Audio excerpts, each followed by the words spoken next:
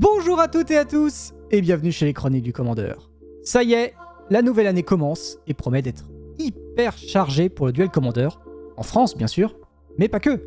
D'énormes événements sont à prévoir cette année et nous en parlerons un peu plus loin dans cette vidéo. Aujourd'hui, nous allons explorer le futur du duel Commandeur à travers les chiffres fournis par OneSoak, joueur de duel Commandeur et passionné de statistiques, en particulier sur le duel, un format qu'il maîtrise parfaitement et tellement vaste comme sujet d'étude. Nous allons également regarder ce qui se fait cette année en termes de tournois, d'événements et de sorties qui concernent le duel Commandeur. Et vous allez le voir, cette année risque d'être meilleure que la précédente. Restez jusqu'au bout de la vidéo, car je citerai en dernier le meilleur deck à amener lors des tournois et qui fait consensus auprès de bon nombre de joueurs. Je suis Ragun, et voici mon récap 2023 des généraux et des tournois de duel Commandeur pour l'année 2024.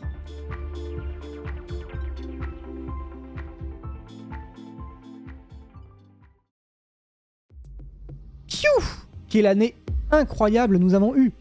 On va essayer de faire court, mais pour les nouveaux joueurs qui découvrent le format, sachez que ce que nous avons vécu ces 12 derniers mois n'était comparable en rien avant cela.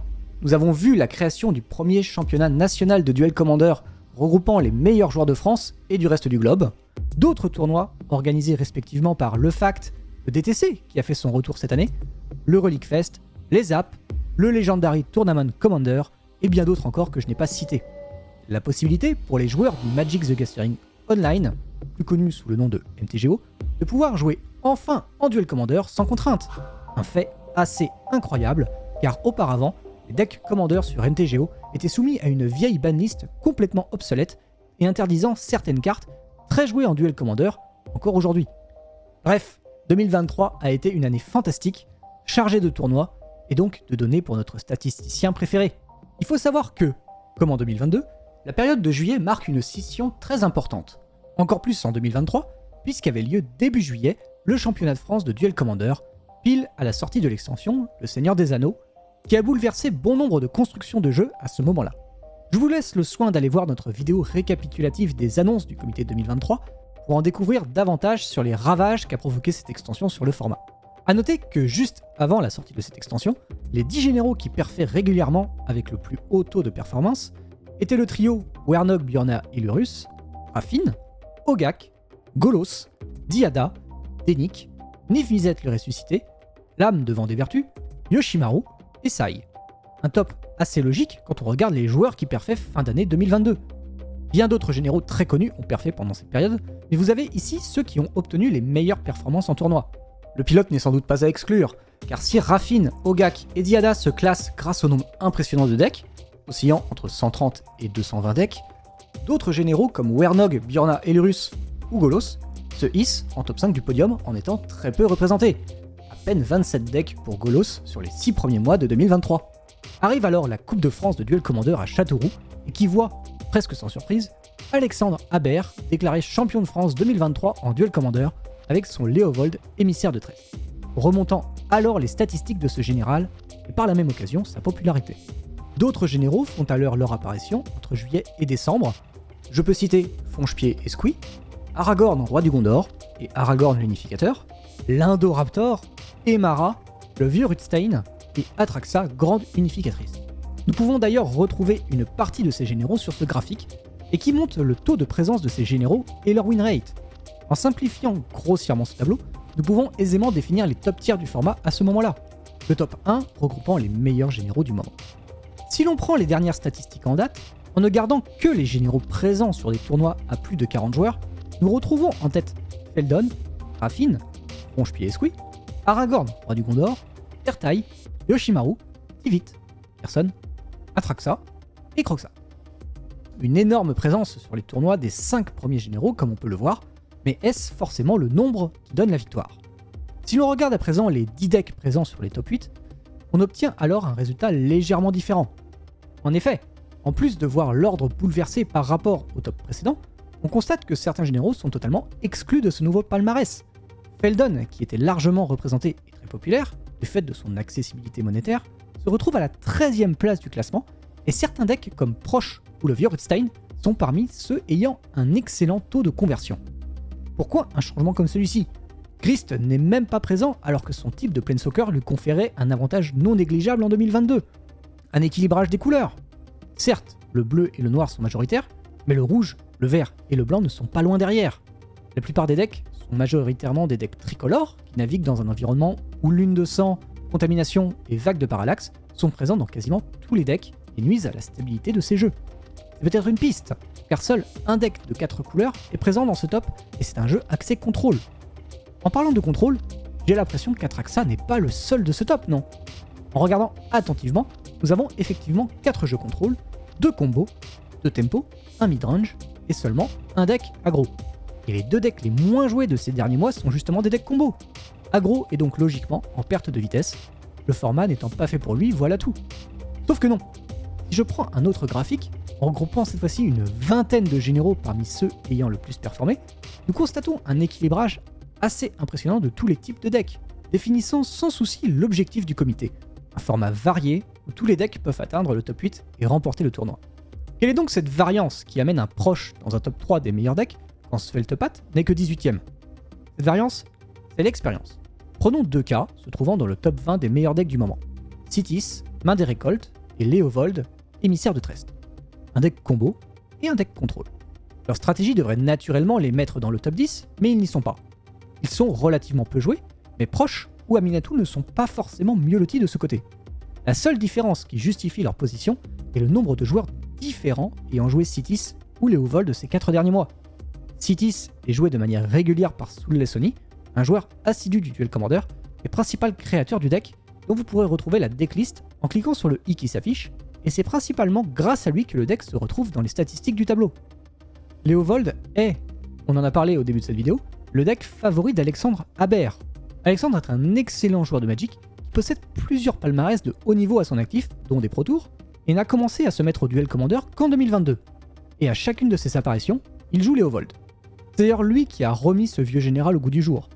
D'autres personnes ont atteint les top 8 avec ce général, mais comparé au nombre de Léovold inscrits sur des tournois, il y en a très peu qui y sont arrivés. Car Magic, et encore plus en Duel Commander, qui présente un très large panel de decks et de stratégies différentes, ce n'est pas de jouer le meilleur deck qui vous fait gagner, c'est de maîtriser votre deck. L'important n'est donc pas de piocher régulièrement dans les meilleures listes, c'est avant tout de les jouer, de comprendre comment votre deck fonctionne face aux différents jeux et joueurs du format. Autre exemple, en novembre dernier avait lieu le Relic Fest numéro 3, qui a dépassé en nombre d'inscriptions tout ce que le Duel Commander avait pu voir jusque-là. À l'issue de ce tournoi, ayant rassemblé 452 joueurs, 3 decks se sont positionnés.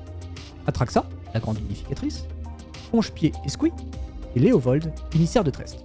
3 beaux decks, assurément, mais si on regarde du côté des pilotes, que voyons-nous? Léo Faka, Elliot Bousseau, et enfin Alexandre Habert. 3 joueurs de la région où se déroulait le tournoi, 3 excellents joueurs professionnels du monde de Magic, 3 joueurs assidus qui jouent régulièrement et connaissent le jeu sur le bout des doigts. Les généraux sont forts, même très forts pour certains, et c'est l'expérience du jeu et un entraînement intensif quelques jours avant le tournoi qui ont payé pour eux. Il en est de même pour tous les decks du format. Une très bonne connaissance de la méta de votre groupe, de votre association ou de votre boutique, couplée à une très bonne maîtrise de votre jeu, vous procurera un avantage certain. L'effet de surprise joue énormément en Duel Commander. Il est temps de parler ici des généraux qui, en plus de surprendre, ne sont pas très joués mais ont perfé énormément ces derniers mois.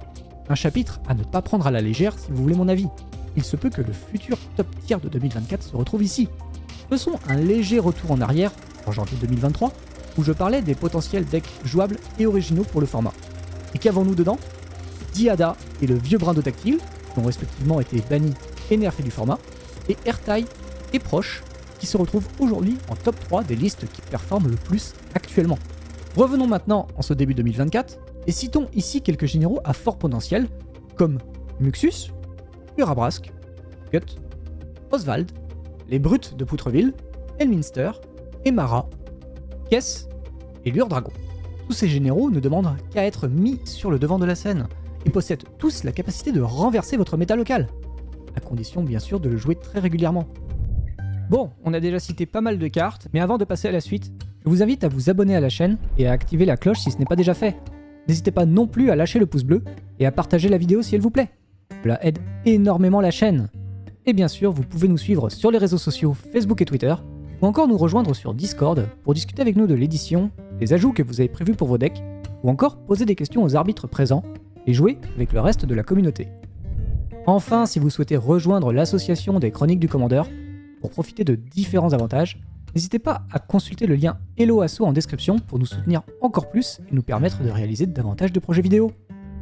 Vous êtes encore là ? Tant mieux, car on va à présent parler des gros tournois de cette année. Sachez qu'il existe peu d'endroits où trouver ce genre d'informations, et nous allons essayer de les rassembler le plus possible ici sur notre chaîne au cours de l'année qui arrive. Vous pourrez retrouver Zoz chaque dimanche soir ou presque, qui pourra vous annoncer les plus gros tournois qui se feront prochainement. Vous aurez également une vidéo résumant les dernières annonces du comité, ce qui permettra d'être à la page pour cette année et de mieux comprendre les changements qui ont eu lieu en Duel Commander au cours des 12 derniers mois. En attendant, je vous laisse cliquer sur le petit i information qui s'affiche, où vous pourrez retrouver l'ensemble des annonces du comité dans leur intégralité. En premier lieu, et pour sa 3e année consécutive, vous retrouverez chaque mois un tournoi online, ici, chez les Chroniques du Commandeur. Ces tournois se feront sur Cocatrice avec un prix d'entrée de 5 € pour les non-adhérents et de 4 € pour les adhérents à l'association. 8 tournois ouverts seront disponibles tout au long de l'année et chaque vainqueur se verra offrir une place pour le 9e tournoi des Chroniques. Un tournoi fermé à 8 joueurs, gratuit avec des lots en bons d'achat chez notre boutique partenaire Koji. Boutique qui régale nos top 8 en bons d'achat depuis l'année dernière et qui continuera de nous soutenir encore cette année.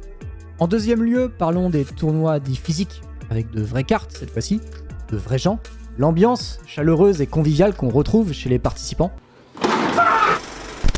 Commençons avec MTG Prime, qui renouvelle son engagement à la communauté Duel Commander, avec une seconde édition pour la Coupe de France. Le système d'accessibilité a un peu changé cette année, mais ne vous inquiétez pas, le nombre de places disponibles est toujours aussi conséquent. Toutes les informations se trouvant sur le site de MTG Prime et sur leur Discord. N'hésitez pas à en parler à vos boutiques pour qu'elles organisent des Open Qualifiers proches de chez vous. Il y a énormément d'associations depuis l'année dernière qui se sont lancées dans des tournois de Duel Commander et je ne pourrai pas tous les citer. Si des personnes de ces associations passent par là, n'hésitez pas à promouvoir votre futur événement en commentaire de cette vidéo. Pour les tournois à 128 joueurs ou plus, vous pourrez retrouver prochainement le FACT à Lyon, fin janvier. Début février, les Apps, situés en région parisienne.